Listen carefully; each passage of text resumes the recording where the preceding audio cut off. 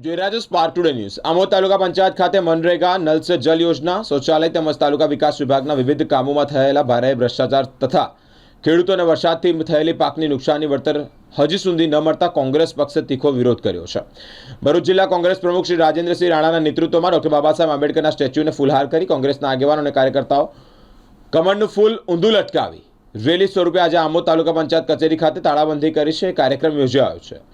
તાલુકા પંચાયત પહોંચતા પહેલા જ પોલીસ દ્વારા કોંગ્રેસના આગેવાનોની અટકાયત કરવામાં આવી છે। ભરૂચ જિલ્લા કોંગ્રેસ પ્રમુખ રાજેન્દ્રસિંહ રાણાએ જણાવ્યું હતું કે આમોદ તાલુકામાં મનરેગા, નલ સે જલ, શૌચાલય તથા અન્ય વિકાસ યોજનાઓમાં મોટાપાયે ભ્રષ્ટાચાર ચાલી રહ્યો છે। ગરીબ અને ખેડૂત વર્ગને મળવા માટે યોગ્ય લાભ અધિકારીઓના ભ્રષ્ટાચાર કારણે મળી રહ્યો નથી। અતિ વરસાદથી ખેડૂતોના પાકને ભારે નુકસાન પણ થવા પામ્યું છે। વળતર મળતું નથી। છેલ્લા ઘણા સમયથી નિયમિત ટીડીઓની નિમણૂક ન થવાથી તાલુકા પંચાયતમાં કામકાજ પર ગંભીર અસર પડી રહી છે। કોંગ્રેસ આગેવાનો જણાવ્યા મુજબ મોદી સરકારની પોલીસ દ્વારા વિરોધ અટકાવવા માટે લોકશાહી હકોનું દમન કરવામાં આવતું હોય જે લોકતંત્ર માટે શરમજનક છે। વોટ ચોર ગાડી ચોર સહી ઝુંબેશમાં અમે આમોદ તાલુકા કોંગ્રેસ સમિતિ આયોજિત ગામડાના પ્રવાસે છેલ્લા 3 દિવસથી છે।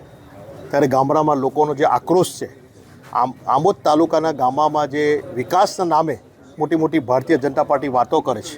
અમે ગામડામાં જઈને જોયું તો મનરેગા કૌભાંડ, જેનો 4 વ્હીલ ગાડી ઇનોવા છે, એના દીકરાનું નામ મસ્ટર પર છે, જેનો બંગલો છે એનું મસ્ટર પર નામ છે, કોઈ બિરલા કોપરમાં નોકરી કરે છે એનું મસ્ટર પર નામ છે, એના ખાતામાં પૈસા ઉતરેલા છે, કામ જ નથી કર્યું ને પૈસા ઉતરી ગયા છે, એવું મનરેગા કૌભાંડ નજરી આંખે જોવા મળ્યું છે। ત્યાંથી આગળ જઈએ તો શૌચાલય કૌભાંડ છે, એથી વધુ જઈએ તો અનેક વિકાસની જે વાતો કરી રહેલી છે આ સરકાર, એ તમામ ગામોમાં ભ્રષ્ટાચાર છે। એટલા માટે છે કે અહીંયા તાલુકા વિકાસ અધિકારીની છેલ્લા 1 વર્ષથી નિમણૂક નથી, ચાર્જમાં ચલાવી રહેલા છે, એ પણ મહિનામાં 15 દિવસે એકવાર આવીને જતા રહે છે। ત્યારે અહીંયા પૂરતો સ્ટાફ નથી તાલુકા પંચાયતમાં, અને ભ્રષ્ટાચાર કરવાનું જેમ સરકારે છૂટ આપી દીધેલી હોય એમ દરેક ગામ પંચાયતોની અંદર ભ્રષ્ટાચાર ચાલી રહ્યો છે। ત્યારે મનરેગાની તપાસમાં પણ એમના સાંસદશ્રીએ કીધેલું છે કે ભારતીય જનતા પાર્ટીના આગેવાનોના ખાતામાં પૈસા જમા થયા છે। ત્યારે તપાસ હમણાં ચાલી રહેલી છે।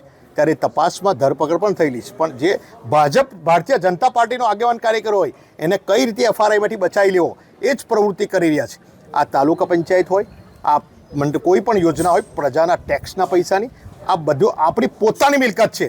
ત્યારે ભારતીય જનતા પાર્ટી પોતાના બાપની જાગીર સમજી બેઠી છે, માટે કોઈ સંજોગોમાં કોંગ્રેસ ચલાવી નહીં લે। અને આજે જે ગામડામાં કપાસનો સક્ષમ ભાવ છે એમાં તકલીફ છે, ખાતર નથી, અને ખેડૂતો જે પાયમાલી તરફ જઈ રહેલા છે, એ બધાની રજૂઆતોના આધારે આજે અમે નક્કી કર્યું આમોદ તાલુકા કોંગ્રેસ સમિતિએ, અમારા પ્રમુખશ્રીએ, કે આને તાળાબંધી મારી દો, અમારા પૂરતો સ્ટાફ નથી ને આટલો બધો ભ્રષ્ટાચાર હોય ને કોઈ ભારતીય જનતા પાર્ટી ભીનું સંકેલતી હોય તાલુકા પંચાયતની કચેરીને તાળું મારી દો, અમારે તાલુકામાં જરૂર નથી, તો અમે સીધા ગામડામાંથી બધા ભેગા થઈ આગેવાનો શહેર તાલુકાના ને આજે તાલુકા પંચાયતની કચેરીને તાળા મારવા જઈ રહેલા હતા। ત્યારે આ ભારતીય જનતા પાર્ટીની પોલીસ, ભારતીય જનતા પાર્ટીના ચૂંટાયેલા અધિકારીઓના ઇશારે અમારી ધરપકડ કરીને ખરાબ વ્યવહાર કરીને અમને આજે પોલીસ સ્ટેશન અહીંયા લઈ આવેલા છે। કોંગ્રેસ કોઈ સંજોગોમાં ચલાવી નહીં લે, રસ્તાથી લઈ અને નીચે તમામ હાલત આજે ખરાબ છે। મીડિયા પણ થાકી ગઈ છે કે બતાવીને, છતાં ભારતીય જનતા પાર્ટીની ઊંઘ ઉડતી નથી। આગામી દિવસોમાં જો ભ્રષ્ટાચારમાં ભીનું સંકેલવામાં આવશે, બહાર નહીં લાવે અને પૂરતું આ નહીં કરે તો કોંગ્રેસ ઉગ્ર આંદોલન કરીને આયોજનબદ્ધ હવેનો વિરોધ કરશે।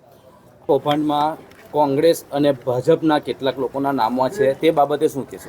કોંગ્રેસ હોય કે ભાજપ, કોઈ પણ પાર્ટીનો હોય, મારી પાર્ટીનો, મારા જિલ્લાનો, મારા તાલુકાનો હોય આગેવાન, પણ જે ભ્રષ્ટાચારી છે, પ્રજાના ટેક્સના પૈસા છે, એમાં કોઈ પણ ચમરબંધીઓ એને છોડવો ના જોઈએ ને એની ધરપકડ થઈ હોય। જ્યારે ભારતીય જનતા પાર્ટી એના આગેવાનોને બચાવવા માટે પ્રયત્ન કરી રહેલી છે।